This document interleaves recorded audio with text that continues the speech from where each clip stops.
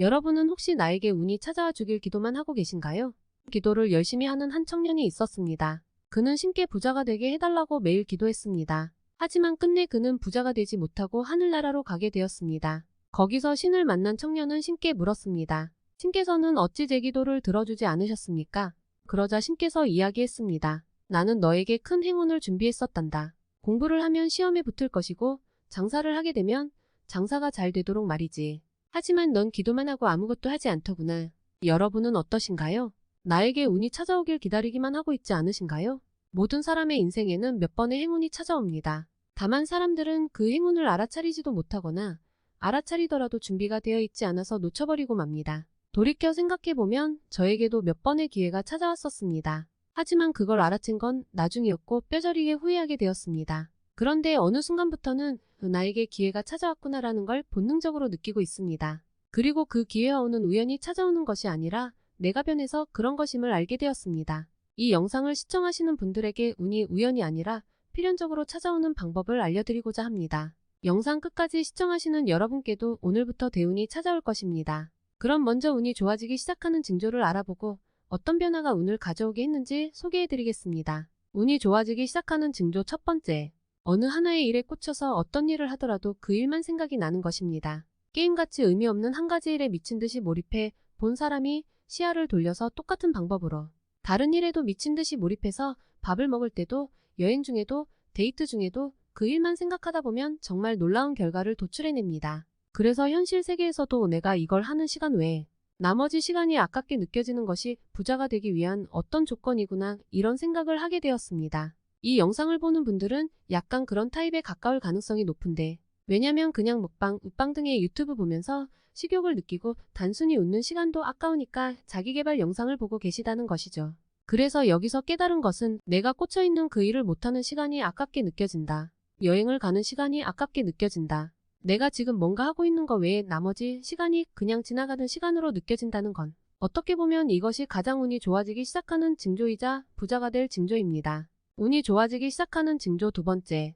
익숙한 일도 계속 사소한 실수를 하게 됩니다. 평소 같았으면 익숙한 일이니 할 일을 놓칠래야 놓칠 수가 없습니다. 그만큼 매일매일 똑같은 일을 했었고 어제 했던 일을 오늘 하고 오늘 했던 일을 내일 할 것이기 때문에 할 일을 놓친다는 일이 생길 수가 없습니다. 왜냐하면 나는 매일 하던 거기 때문에 너무 쉬운 일이고 절대 까먹지도 않고 그런 반복적인 일이기 때문이에요. 처음 이 일에 익숙해지기 전에는 이것을 하기 위해 본인의 능력의 100%를 사용했다면 지금은 능력의 10%만 사용할 만큼 난이도가 낮아졌습니다. 계속하다 보니 이제는 전혀 어려움도 없고 실수도 없는 거죠. 계획을 세울 필요도 없습니다. 왜냐하면 하루의 아침부터 퇴근할 때까지 나한테 일어날 일을 내가 다 알고 있기 때문에 크게 계획이라는 것이 필요 없었습니다. 일이 주어지는 대로 닥치는 대로 해도 내 역량 안에서 큰 문제가 없었습니다. 그런데 부자가 되기로 결심한 순간부터 제가 하는 일의 양을 늘리기 시작했습니다. 처음에 새로운 일을 시작할 때는 기존 일을 그만두는 선택은 어려웠습니다. 그래서 기존 일은 그대로 다 하면서 새로운 일을 해야 할 수밖에 없었습니다. 그러면 어떻게 될까요? 내가 원래 하던 업무에다가 새로운 일이 추가되는 거예요.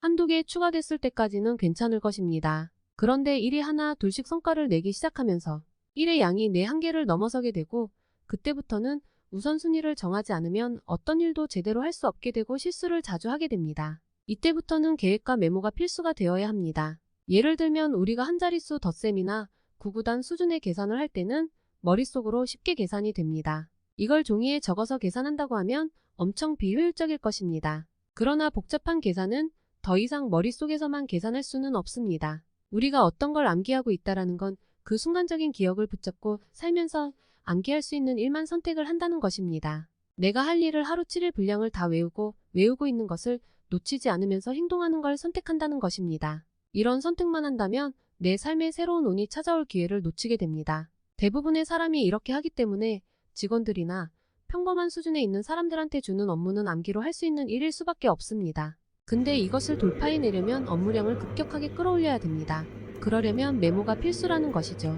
맞습니다. 정리해보면 어떤 숫자는 암산하는 게 더 효율적일 수 있지만 어떤 숫자부터는 암산하는 것이 거의 불가능합니다. 그래서 부자가 되기 전에 나타나는 징조는 자꾸 내가 실수를 하는 것입니다.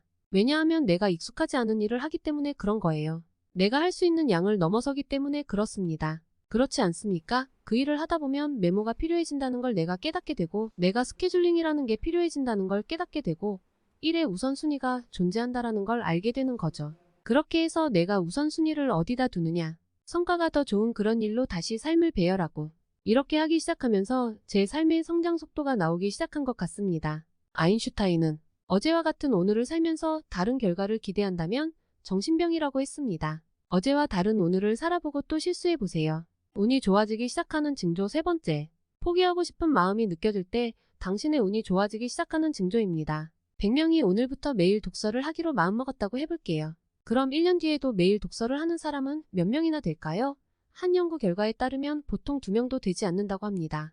여러분도 꾸준하게 한다는 게 얼마나 힘든 일인지 아실 것입니다. 내가 어떤 새로운 목표를 세웠고 그 일을 1년 내내 하고 있다는 건 상위 2% 안에 드는 엄청난 일입니다. 그리고 이 포기하고 싶은 마음은 내가 평소에 하지 않던 선택을 했을 때만 생기는 마음입니다. 우리가 뭔가를 하다 보면 포기하고 싶은 마음이 올 때가 있습니다. 그 포기하고 싶은 마음이라는 것은 정말 중요한 신호입니다. 그 마음이 나뿐만 아니라 다른 사람들도 똑같이 느끼고 있다는 것을 내가 깨닫기만 한다면 지금 내가 힘든 만큼 지금 이 경쟁 업체들, 지금 내 옆에 있는 모든 경쟁자들이 아픔을 겪는다는 것을 아는 것이고, 포기하고 싶을 정도로 힘든 순간이 왔을 때 내가 부자가 될 수 있는 기회라는 것을 알아차리기만 하면 됩니다.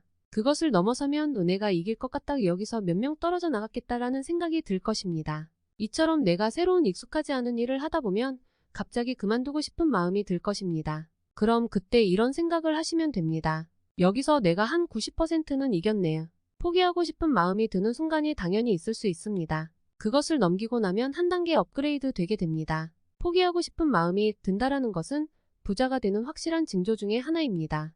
포기하고 싶을 때 많습니다. 근데 생각을 전환하기만 하면 됩니다. 세 가지를 좀 정리해보면, 첫 번째는 어떤 일을 못하는 시간이 아깝게 느껴진다. 두 번째는 평소에 익숙한 일을 자꾸만 실수하게 된다. 세 번째는 포기하고 싶은 마음이 든다. 입니다. 여러분들이 이 세 가지 중 어느 한 가지라도 느끼고 계시다면 당신에게 지금 운이 다가오고 있다는 징조입니다. 그럼 지금부터 할 일은 말씀드린 징조 세 가지가 다 느껴지도록 지금 그 일이나 여러분이 마음먹은 변화를 주저하지 말고 해보시기 바랍니다. 그럼 곧 운의 임계치에 다 다를 것이고 이내 폭발적인 성장을 하게 되실 것입니다.